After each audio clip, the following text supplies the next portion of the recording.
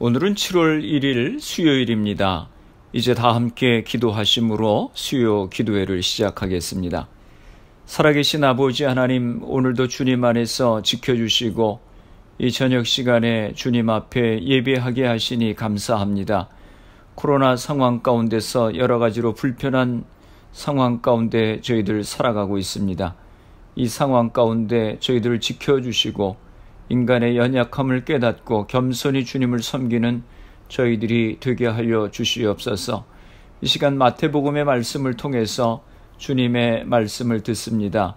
성령께서 저희들의 마음 가운데 임하여 주시어서 깨닫게 하시고 그 말씀을 우리의 삶에 적용하며 살아갈 수 있도록 은혜를 허락하여 주시옵소서. 예수님의 이름으로 기도드리옵나이다. 아멘. 오늘 우리에게 주시는 말씀은 마태복음 5장 38절에서 42절까지 말씀입니다. 또 눈은 눈으로 이는 이로 갚으라 하였다고 하는 것을 너희가 들었으나 나는 너희에게 이르노니 악한 자를 대적하지 말라. 누구든지 내 오른편 뺨을 치거든 왼편도 돌려대며 또 너를 고발하여 속옷을 가지고자 하는 자에게 겉옷까지도 가지게 하며 또 누구든지 너로 억지로 오리를 가게 하거든 그 사람과 십리를 동행하고 내게 구하는 자에게 주며 내게 꾸고자 하는 자에게 거절하지 말라. 아멘. 할렐루야. 모두들 평안하셨지요? 우리가 매주 수요일마다 마태복음의 말씀을 가지고 같이 은혜를 나누고 있습니다. 먼저 우리 지난주 말씀을 잠깐 복습하고 오늘 본문 말씀을 함께 생각해 보도록 하겠습니다. 마태복음 5장 17절에 보면 예수님께서는 율법을 폐하러 오신 것이 아니라 완성하러 오셨다 말씀하시고 20절에서 너희의 의가 서기관과 바리새인보다 더 낫지 못하면 결코 천국에 들어가지 못하리라 말씀하셨습니다. 서기관과 바리새인처럼 머리로만 알고 실천하지 않는 외식하는 믿음은 안 된다고 하는 것입니다. 외식하는 믿음은 위선적인 것이라고 말씀하십니다.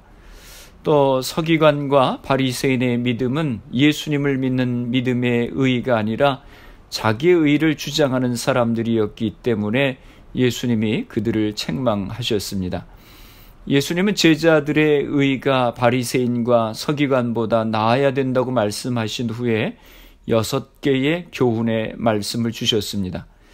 그것이 5장 21절에서 48절까지 나오는데 21절에서 26절까지는 분노에 대해서, 27절에서 30절까지는 간음에 대해서, 31절에서 32절에는 이혼에 대해서, 33절에서 37절까지는 맹세에 대해서, 38절에서 42절까지는 보복에 대해서, 그리고 43절에서 48절까지는 사랑에 대한 교훈을 주십니다.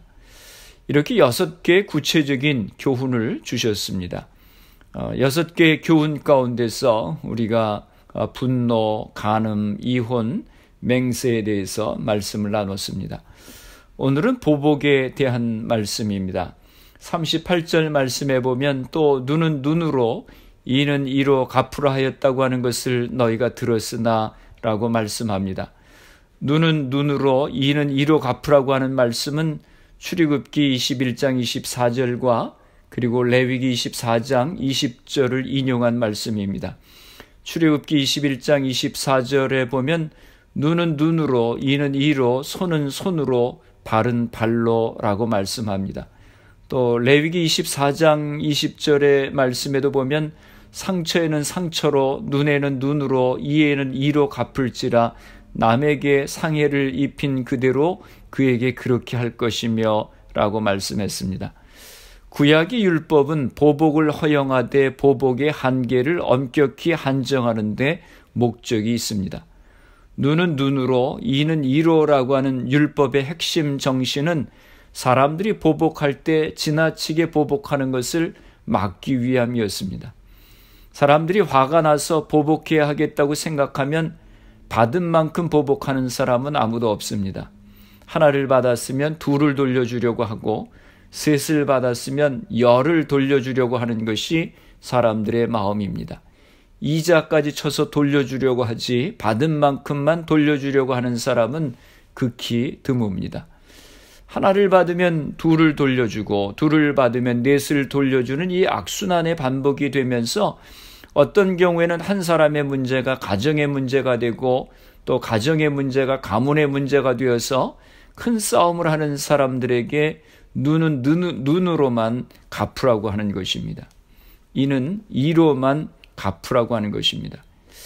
이것이 보복할 때 적용하는 율법의 정신이었습니다. 그런데 이스라엘 사람들은 이 말씀을 들을 때에 복수를 할 때 제한을 두시려고 하는 하나님의 마음은 온데간데 없어지고 사람들은 이것을 권리로 생각하게 됐습니다. 내 눈을 상하게 했으니까 나도 당신의 눈을 상하게 할 권리를 가졌다고 생각을 하는 것입니다. 내 일을 상하게 했기 때문에 나도 당신의 일을 상하게 할 권리를 갖게 되었다고 하는 것입니다. 정의라고 하는 이름으로 사람들은 그 권리를 갖게 되었다고 생각했습니다. 하나님은 보복의 한계를 두신 것인데 사람들은 그 안에서 권리를 가진 것으로 오해를 했습니다. 그래서 예수님께서는 그리스도인들에게 율법이 가지고 있는 참된 정신이 무엇인지를 보여주기를 원하셨습니다. 율법의 의미는 내가 보복할 수 있는 권리를 가지고 있다고 하는 뜻이 아니고 내가 충분히 보복할 수 있는 권리가 있지만 그러나 그 권리를 다 쓰지 않는 것이 그리스도인의 자세라고 하는 것입니다. 그래서 예수님께서는 악한 자를 대적하지 말라고 하셨습니다. 악한 자라고 하는 것은 나에게 심하게 한 사람입니다. 나에게 상처를 준 사람입니다. 나를 아프게 한 사람입니다. 그 사람을 대적하지 말라, 즉 보복하지 말라고 하는 것입니다. 나에게 해를 끼친 사람에게 그대로 갚아주는 것이 아니고 그것을 보복하지 않는 것, 이것이 예수님이 제자들에게 주신 말씀이었습니다. 간단한 말씀 같지만 행하기가 참 어려운 말씀입니다. 아무리 인격이 뛰어난 사람이라 할지라도 한두 번은 참아낼 수 있지만 한두 번을 넘어서서 이런 일이 반복되게 되면 그것을 참고 보복하지 않는 것은 참으로 어려운 일입니다. 그러나 예수님께서는 우리 그리스도인들에게 그렇게 살아가라고 말씀하십니다. 보복하는 대신에 자비로 그들을 대하라고 말씀하십니다. 세상 사람들이 전혀 생각지도 못하고 예상치도 못하던 방법으로 불의에 맞서라고 말씀하십니다.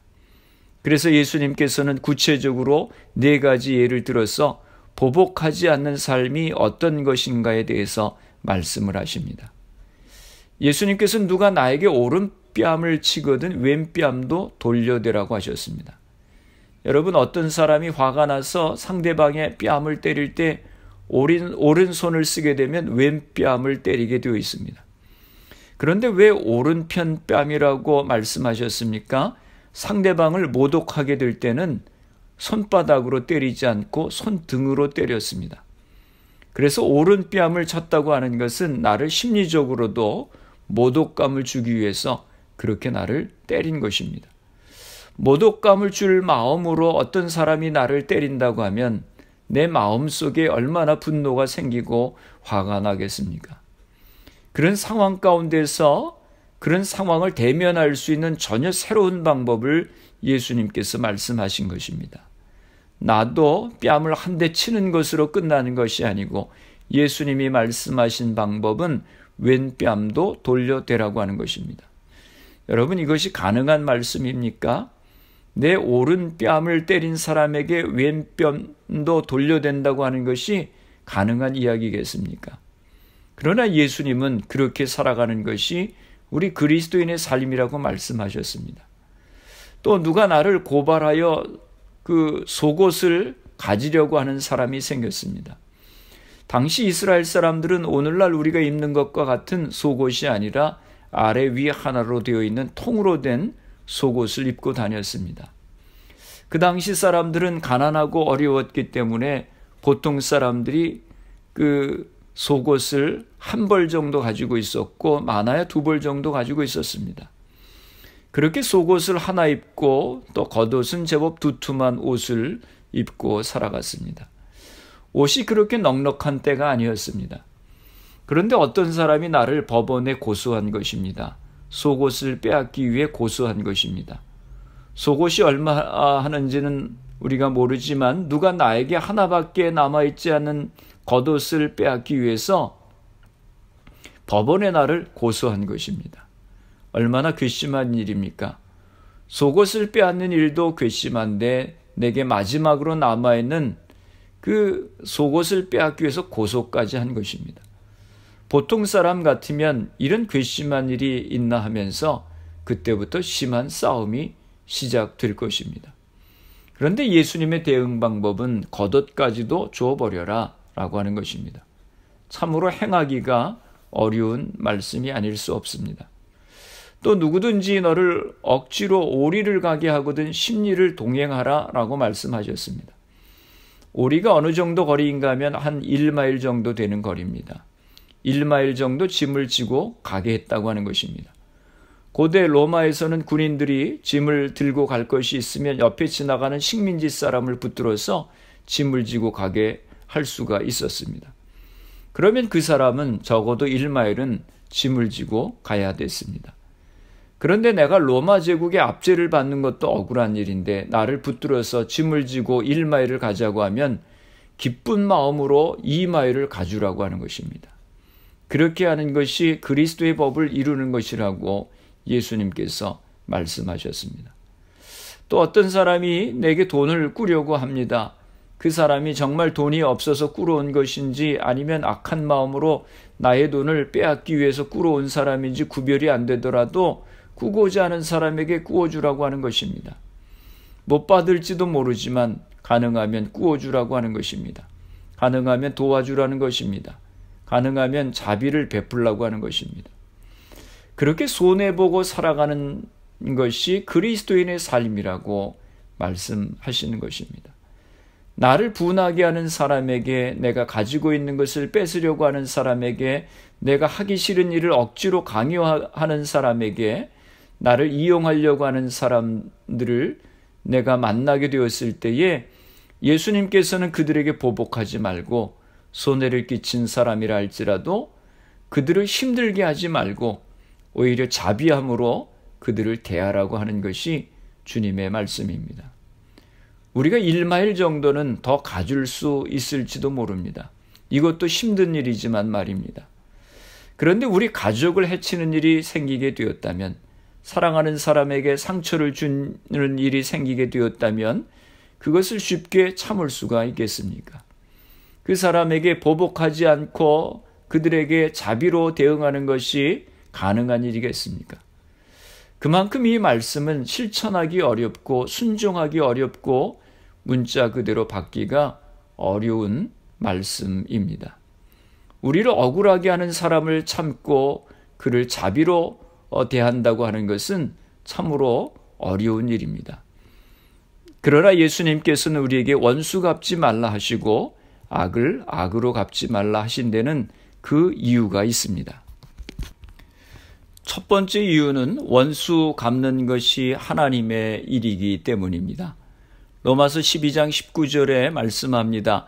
내 사랑하는 자들아 너희가 친히 원수를 갚지 말고 하나님의 진노하심에 맡기라. 기록되었으되 원수 갚는 것이 내게 있으니 내가 갚으리라고 주께서 말씀하시니라. 원수 갚는 것은, 보복하는 것은 내 일이 아니고 하나님의 일이라고 하는 것입니다. 하나님의 일이기 때문에 내가 감히 그 영역에 갈 수 없다고 하는 것입니다. 여러분, 우리가 미국 사회에 살아가면서 어떤 사람이 내게 손해를 입혀서 내가 화가 나서 그 사람을 경찰이나 사법기관에 고소하지 않고 내가 직접 찾아가서 그 사람에게 상해를 입히게 되면 어떻게 됩니까? 내가 오히려 경찰에 끌려가게 됩니다. 왜냐하면 그것은 경찰이, 사법기관이 하는 일이기 때문입니다. 하나님도 같은 마음이십니다. 원수 갚는 것은, 보복하는 것은, 정의롭게 보복하는 것은 하나님께 달려있다고 하는 것입니다. 하나님이 심판하시겠다고 하시는데 내가 하나님의 심판을 믿지 못하면 그것은 하나님을 불신하는 것입니다. 하나님을 믿고 기다리라고 하는 것입니다.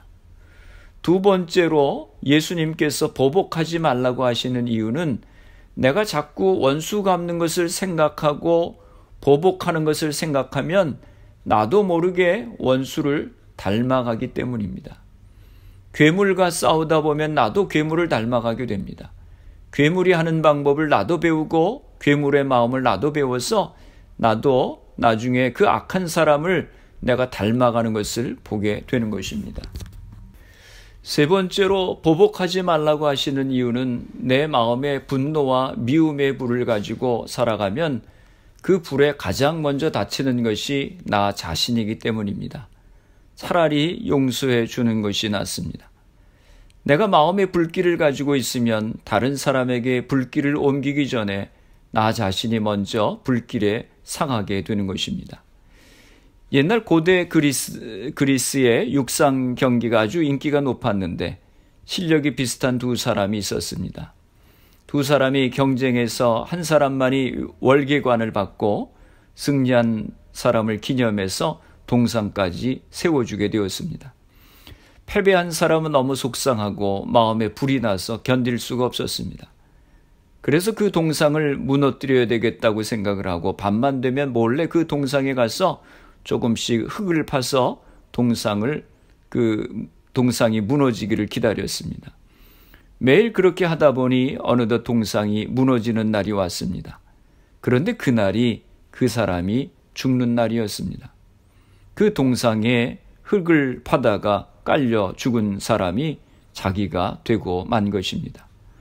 보복하기 위해서 원수 갚기 위해서 계속해서 시간을 보내다 보면 결국 그 불길에 나도 모르게 휩싸이게 되고 하나님에 대한 믿음도 사라지게 되고 결국 나 자신이 불길 속에 고통당하는 것을 보게 되는 것입니다. 그래서 하나님께서는 원수 갚는 것이 하나님께 있다 말씀하시는 것입니다.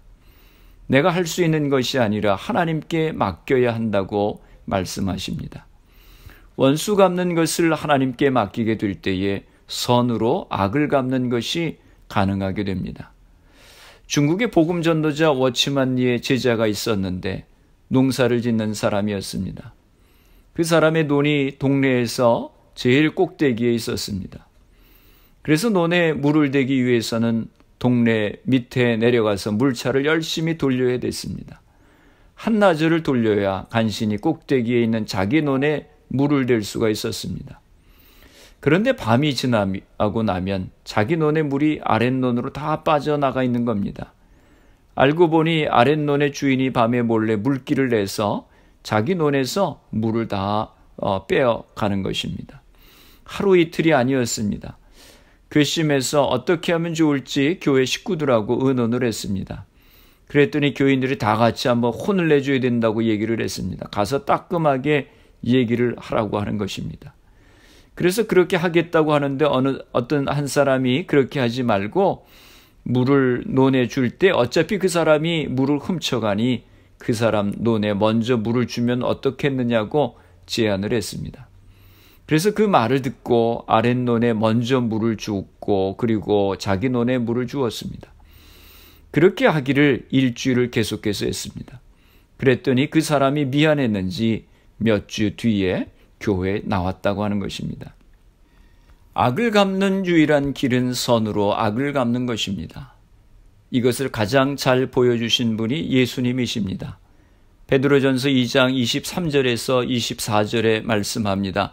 욕을 당하시되 맞대어 욕하지 아니하시고 고난을 당하시되 위협하지 아니하시고 오직 공의로 심판하시는 이에게 부탁하시며 친히 나무에 달려 그 몸으로 우리 죄를 담당하셨으니 이는 우리로 죄에 대하여 죽고 의에 대하여 살게 하려 하심이라.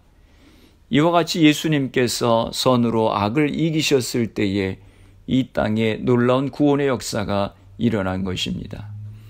그렇습니다. 악을 악으로 갚지 말고 선으로 악을 갚으시기 바랍니다.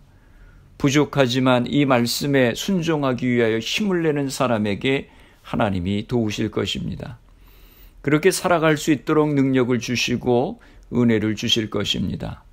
이 말씀에 순종하며 눈에 눈으로 이에 이로 갚지 말고 악한 사람에게 보복하지 말고 자비로 대할 수 있는 은혜와 능력과 하나님의 지혜로 살아가는 우리 모두가 되시기를 바랍니다.